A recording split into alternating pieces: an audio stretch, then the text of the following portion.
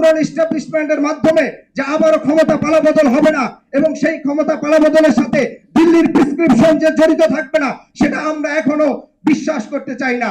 আওয়ামী লীগকে হচ্ছে ক্ষমতায় আনা হয় এবং এরপরে আর কোনো নির্বাচন বাংলাদেশে হতে দেওয়া হয়নি। ফলে সেই পুরোনো আমরা দেখতে পাই প্রত্যেকটা এস্টাবলিশমেন্ট এখনো তার জায়গায় সক্রিয়, তার এস্টাবলিশমেন্ট এখনো তারা কেউ বিচারের মুখোমুখি হয় নাই। তাহলে সেই পুরান এস্টাবলিশমেন্টের মাধ্যমে যে আবারও ক্ষমতা পালাবদল হবে না এবং সেই ক্ষমতা পালাবদলের সাথে দিল্লির প্রেসক্রিপশন যে জড়িত থাকবে না, সেটা আমরা এখনো বিশ্বাস করতে চাই না। ফলে আমরা মনে করি বাংলাদেশের জনগণ জীবন বাজি রেখে গুলির সামনে বুক পেতে দিয়ে তারা তাদের এই ফ্যাসিবাদ, এই স্বৈরাচার থেকে মুক্ত হয়েছে।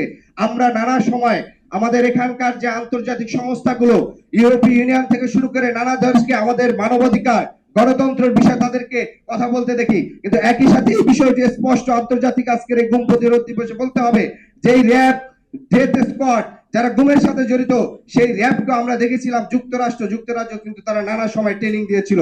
ফলশ্রুতিতে 2009 সাল থেকে 24 সাল পর্যন্ত তাদের যে ট্রেনিং এর হয়তোবা আমরা যেটা দেখেছি 2022 সালে সম্ভবত র্যাবের বিষয়ে নিষেধাজ্ঞা দিয়েছে।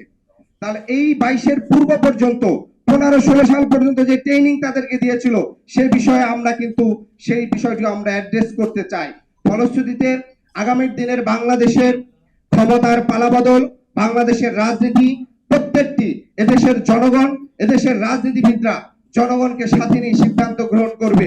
বাংলাদেশের কোন এস্টাবলিশমেন্ট, বিদেশি এস্টাবলিশমেন্ট এখানে নাক গলানোর চেষ্টা করা, কিংবা হচ্ছে সেটা দিল্লি হোক, ওয়াশিংটন হোক, বেইজিং হোক কিংবা পিন্ডি হোক, কারো কোনো নাক গলানোর ক্ষেত্রে বাংলাদেশের রাজনীতিতে আর বরদাস্ত করা হবে না।